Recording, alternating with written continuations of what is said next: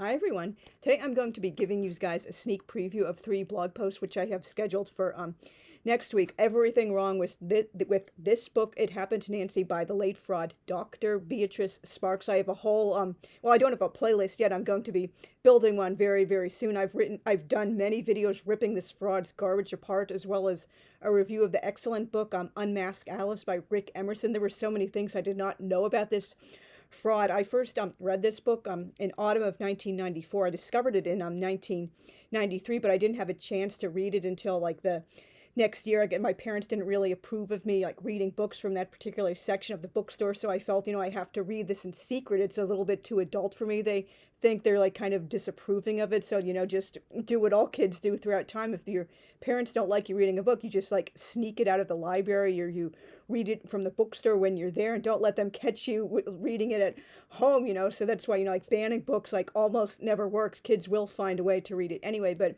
I believe this book was true when I read it. I read it twice in a row. I cried at the end both times. I believe this was a real girl who had died of AIDS and been taken advantage of and raped by an older man she trusted, who turned out to be lying to her and preying on her and grooming her and stuff. And I was really angry when I found out years later this was like almost certainly, I know now, definitely certainly made up by that horrible fraud Dr. Sparks. I have so many prior videos ripping apart her garbage, as well as blog posts. And so anyway, I'm just going to be going down like everything wrong with this book, and there's going to be more coming after this, so look forward to several more videos, just because there's so many things wrong with this book. I can't believe how naive I was at 14. I just didn't realize like this isn't how a teenager thinks or writes, even one who's like old-fashioned or has like pretensions of sounding literary or publishing her journals. Oh, I want people to think I'm mature for my age. Well, there's a way teenagers write. I know from my own personal experience, like, oh, I'm writing as if I think I'm so mature and special snowflake for my age. I'm different from my peers, but in the end, you just sound like a teenager who thinks she's more mature for her age, but she really isn't. In this book and all of her other books, they sound like an over-the-hill, ultra-conservative, religious Mormon housewife trying to sound like a modern teenager. So anyway, let's just start on running down everything wrong with this book. Number 1, the usual awful writing style makes it obvious this was written by Sparks.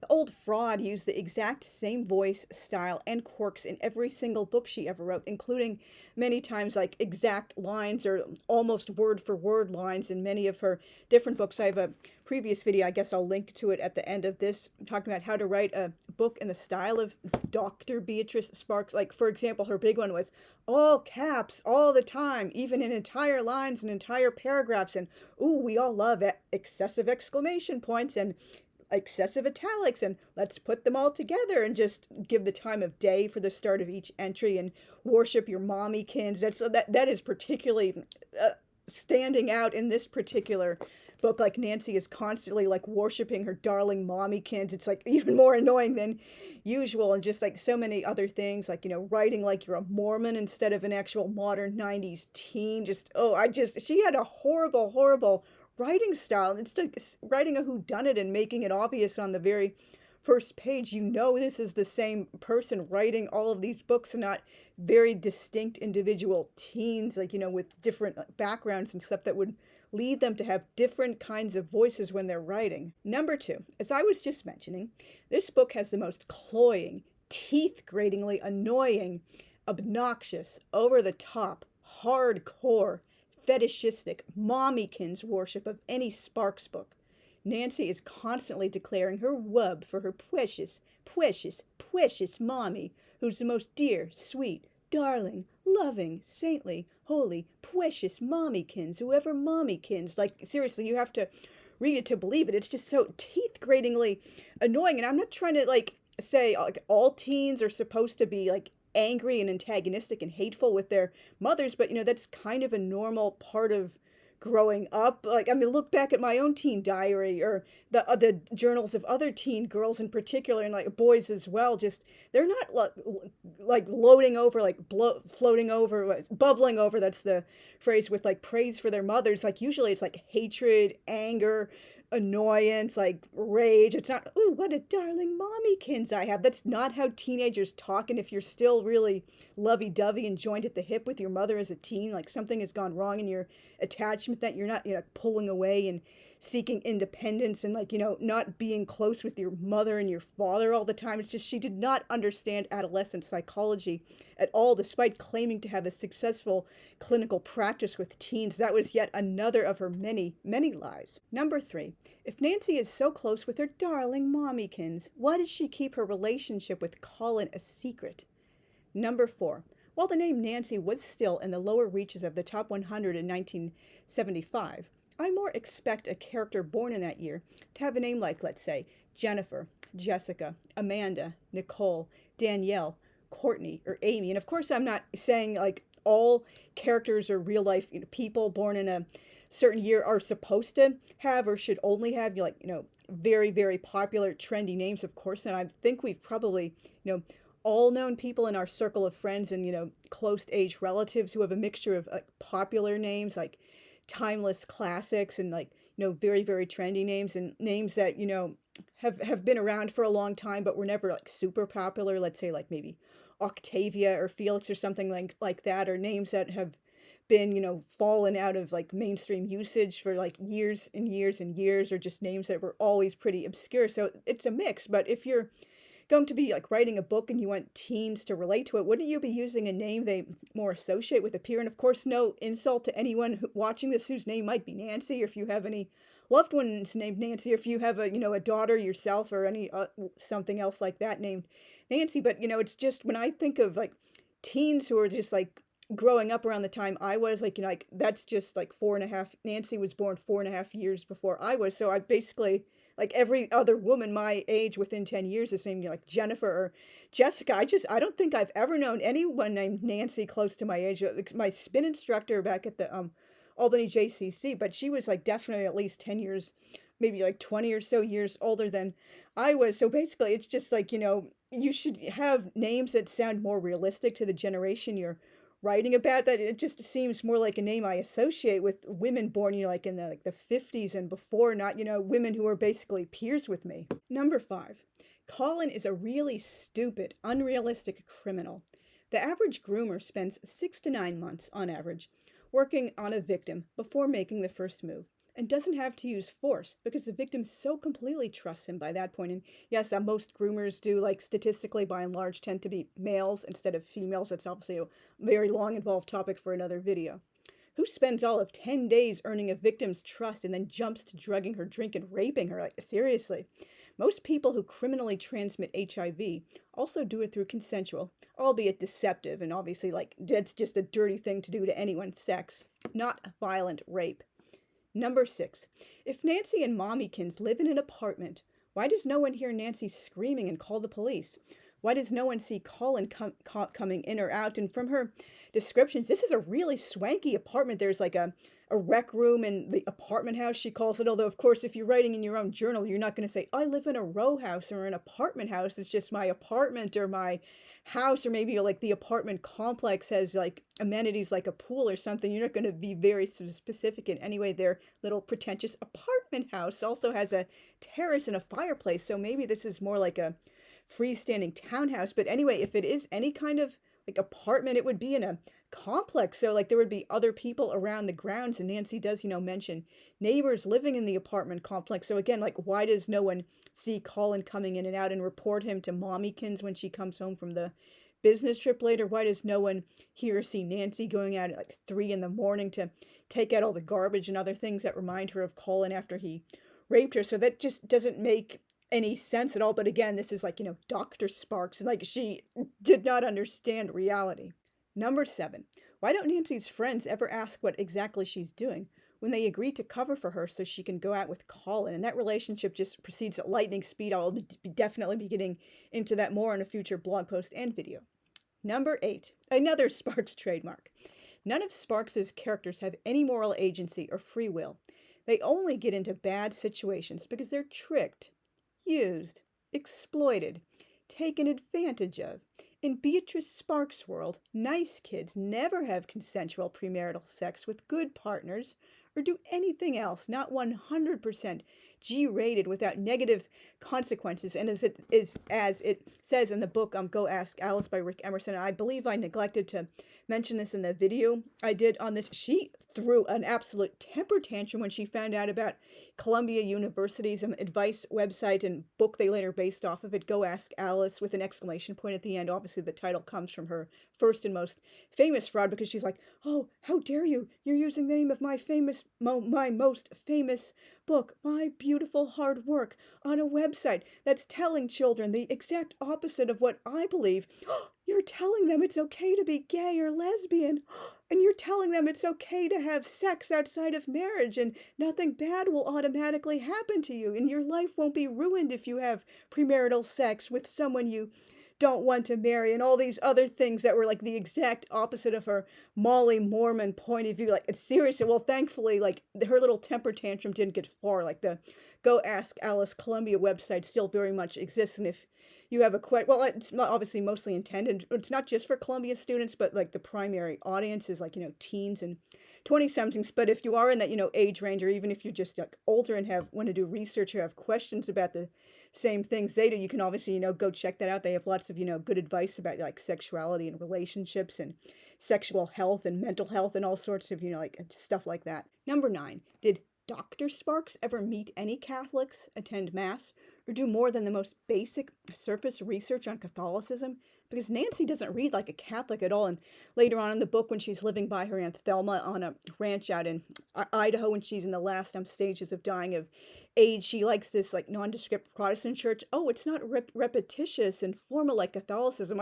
I'm not Catholic myself. I'm Jewish, but I've been to many Catholic masses in my day because I do have like relatives who are or were Catholic, and that repetitious is not something I would ever think to describe a Catholic mass. And like, seriously, it's just like, she obviously wasn't doing any research at all. Nancy is like no Catholic I have ever known, and even if she had like done reading instead of actually talking with Catholics and going to Mass, she would have like quickly figured out, wow, I'm really like going by the most like, superficial, stereotypical understanding of Catholicism. I understand Catholic guilt is a thing, so let's just amp that up. And I know there are nuns, and Nancy actually said she went to Catholic parochial school until 6th grade. Like, if you're like writing in your journal or just talking off the cuff, why are you going to specify Catholic parochial school? You'll just say, I went to Catholic school. Like, and again, this woman, like, none of her characters sound like actual teenagers, particularly teenagers who were born in the last, like 100 years. Number 10.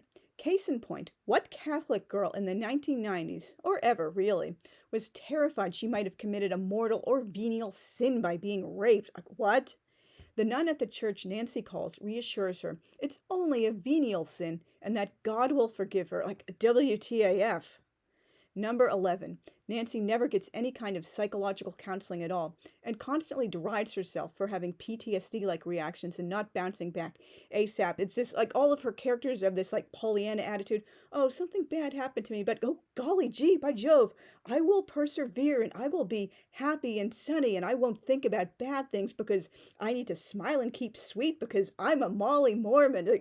And the nun she talks to on the phone, asks if she has a ride and like asks her to come to the church, and Nancy said, I don't have a car, I don't know how to get there. And then, okay, just dropping it. So she never even gets like spiritual counseling from a priest, and she does see a therapist on and off, Missy, later, but nothing really good is coming out of that. It's just like, you're talking about this a little, but obviously you're not healing the PTSD. And I'm ashamed to admit, maybe the way I treated PTSD and some of my own fictional characters when I was in my teens comes from this, because I had absorbed subconsciously this attitude. What's not nice you don't show. Smile and keep sweet. Like, who cares if you have trauma? You're just supposed to bounce back as quickly as possible, because it would be like living in the past if you do that. And of course, I obviously have my own like issues with like complex PTSD from being bullied in junior high school. I have a fairly recent video about mental health May dealing with that. Number 12. I know most people aren't name nerds like I am, and I don't expect them to be either. But Sparks wasn't even trying to give her side characters standout names. Nancy's gaggle of friends, as they call themselves, are Elle, Dory, and Red, or as she always calls them, Ellen, Dorian, Red, and I, like, because apparently commas don't exist and like, you can't make a serial list. It's always this and this and this and this and this and this and this and this and this, like, and, like, or, and on the flip side, or, like, seriously, commas are a thing, you know. It's just, why do people not use commas? Number 13. Even in the era before antiretrovirals began drastically, miraculously extending the lifespans of people with HIV, it was extremely unusual for anyone to go from HIV to dying of full-blown AIDS in just under 2 years.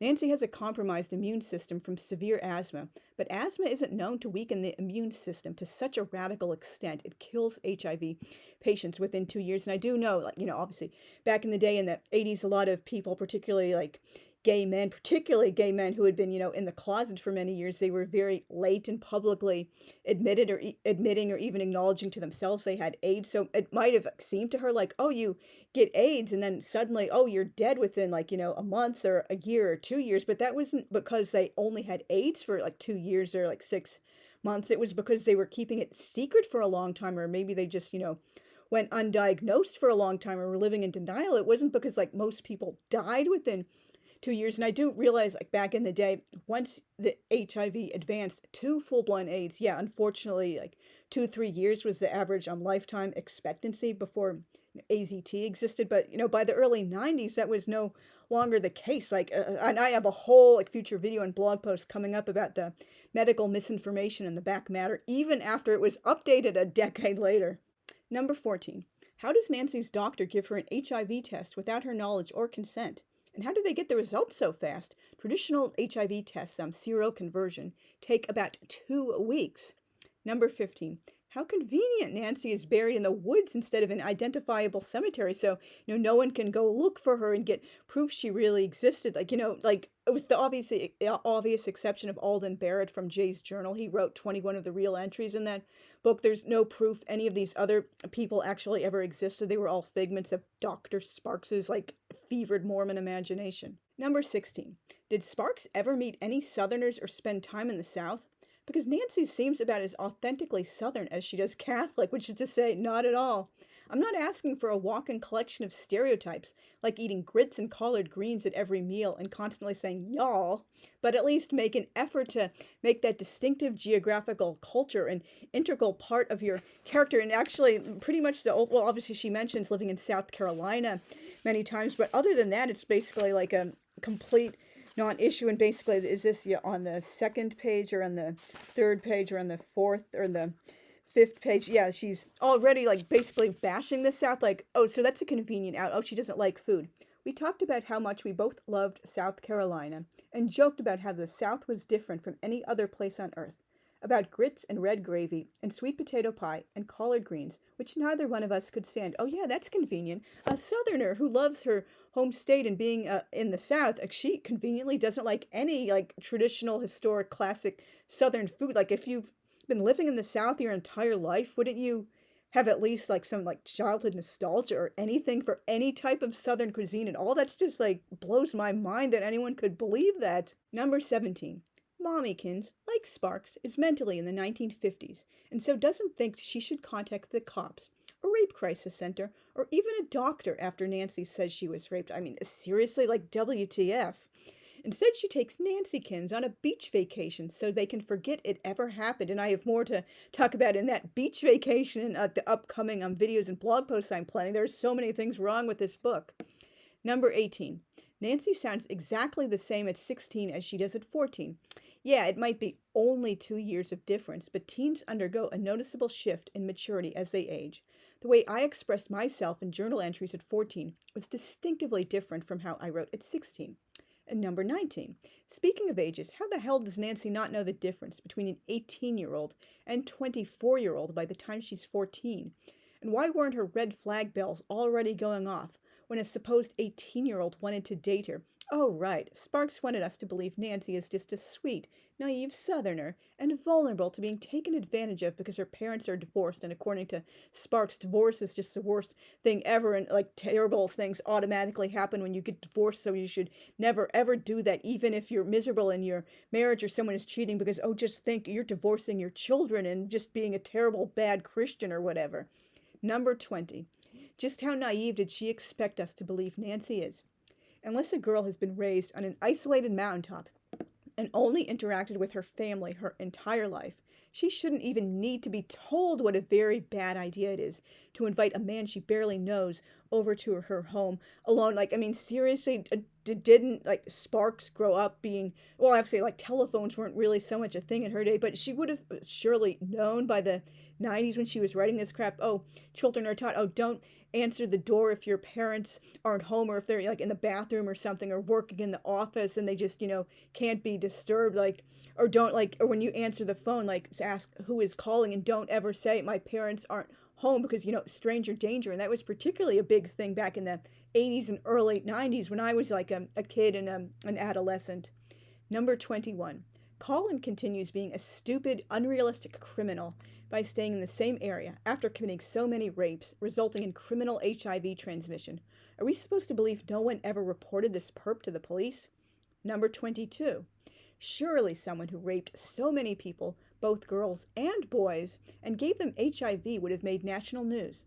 Odd how we can't find any stories from South Carolina in the early 90s about Collin, or his real name later comes out, Gary Mitchum. And I understand, like, maybe her defenders will say, oh, it wasn't really South Carolina. She was just changing, like, places and names so people wouldn't know who it was. But obviously Nancy talks about being from the South, so maybe it's just another southern state. And again, we don't have reports of this perp from any southern states, or even any states in general, if it wasn't really the South at all. Like maybe, oh, she's a northerner and we just switched the north to the South as she's proud of, or maybe she was proud of being a Midwesterner and made that the South instead. But again, like, where are the news stories from the early 90s of someone doing so many criminal HIV transmissions in any state in the US? Like, again, calling BS on Dr. Sparks. Number 23. Nancy sees a sweet 13-year-old girl named Margie walking with Collin and just feels sick and scared instead of talking to Margie and warning her, or even calling Margie's parents to try to warn them. Later on, she sees Margie looking very broken, with her head down, and knows Collin raped and dumped her too. What a great friend you are, Nancy. And Nancy tries to justify not telling Margie or her parents because, oh, I wouldn't have believed it if anyone tried to tell me Collin was a rapist, or I would have thought they were crazy and laughed at them, and I would have been so angry. So, why even bother trying to ring the alarm bell and say, this guy did something horrible and maybe you should watch out. Oh, because they won't believe it anyway. Why even bother? Like, what is going on in Morgbot world that this woman would think like this? Number 24. At 14, I used a perpetual calendar to figure out when the story takes place, since no years are given in the dates. And, I was that kind of like weird kid who just had to know. My research concluded it was 1990 through 92. But Sparks really messed up by including a very easily identifiable event. Garth Brooks didn't play any shows anywhere on April 14th, 1990, nor 1991, if Sparks screwed up her dating yet again, which she was known to do in other books. Oh, and Nancy and her friends couldn't have been whining to see U2 a few months ago, unless they intended to travel to the Netherlands in January 1990 for one of their 4 Rotterdam shows, concluding their last tour until February 1992. Number 25. I'll also go out on a limb and say there was no stampede at any of Garth Brooks's shows in either year.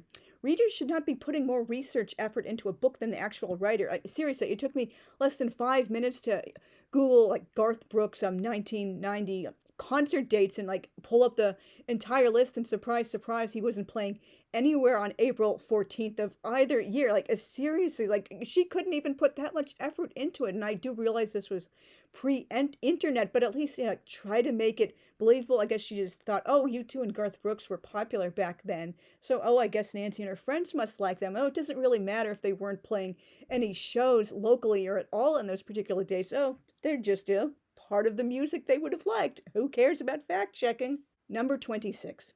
Lou is such an awful boyfriend in particular, and person in general.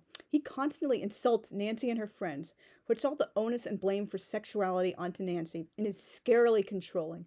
Nancy keeps her guy friend Adam in Arizona a secret for fear Lou will get mad, and I will have plenty more to rant about him in future videos and posts. Number 27. Who the hell stops a heavy makeout session dead in its tracks? Like Nancy said, they almost had sex, although of course there's no details because that's not really important or special to write in your journal. Almost having sex with your new boyfriend, and begins dragging his girlfriend down the streets until he finds a church. And this is at night too, so like seriously, like you're going down the streets randomly at night, like you're warned not to go out at night, like strangers might attack you. Did Nancy and Lou put their clothes back on before this happened?